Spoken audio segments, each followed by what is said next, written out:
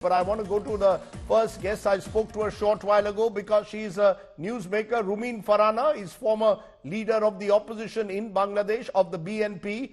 Appreciate your joining us, Ms. Farhana. Sheikh Hasina stepping down as Prime Minister just months after she was re-elected in an election you and many other parties boycotted and described as rigged. Back then, I remember you were quoted as saying an election without uncertainty, where people lack the power to determine their representatives through voting, is a mere facade. Do you feel today vindicated that Hasina has left the country in this manner? It's a victory of the nation. The whole nation was waiting for this day for last many years. So we all are celebrating today. You know, for last 15 years or so, people could not exercise their voting right. So they lived as the citizen of this country. So it was a day of victory, not for me only, but for the nation as well.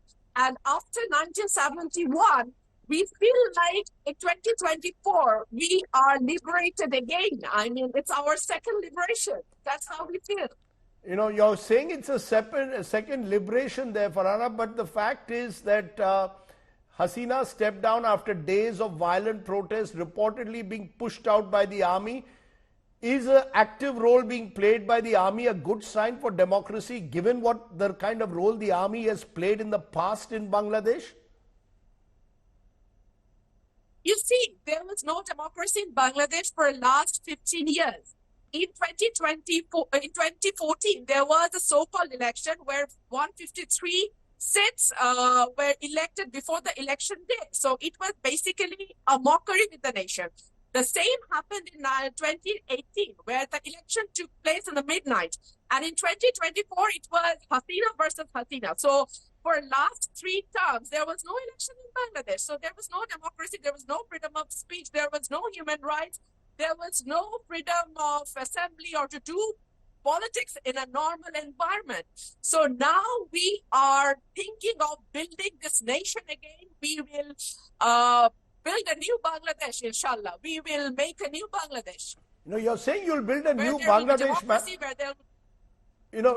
You're saying you'll build a new Bangladesh, but there are those, especially supporters of Hasina, who are seeing a foreign hand in these protests, saying there are all radical elements that were supporting parties like yours. Hasina herself has once said, in fact, before this quota issue surfaced, if I allow a certain country to build an airbase in Bangladesh, then I would have had no problem. She didn't name the United States, but there are people who are saying the US also has had an interest in fueling these protests. Was there a foreign hand, ma'am?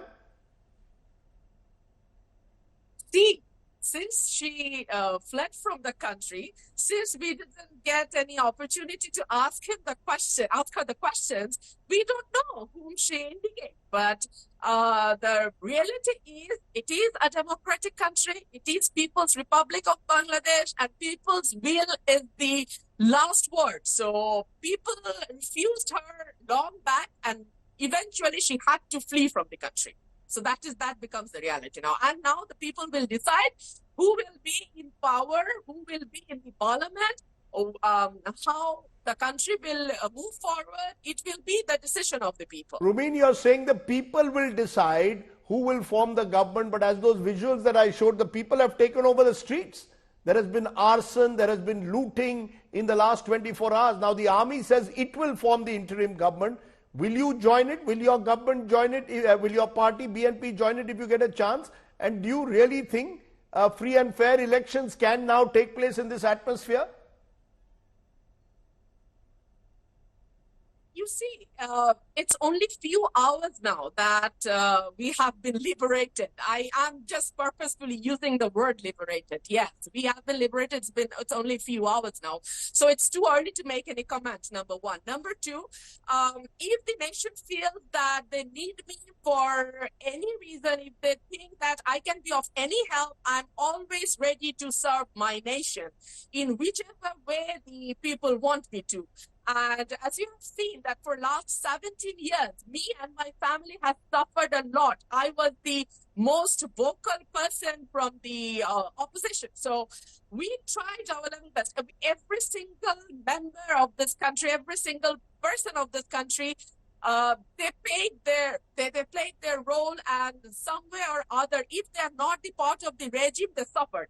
So yes, I'm with them. I'm always with the sufferer. What will you say, though, to those who warn that what we are seeing on the streets of Bangladesh could eventually result, or could result in the return of the rise of hardline Islamists in that country? Is that an exaggerated fear? You see, there is no hardline Islamists in Bangladesh. People of this country, they follow religion, but they're not fanatic.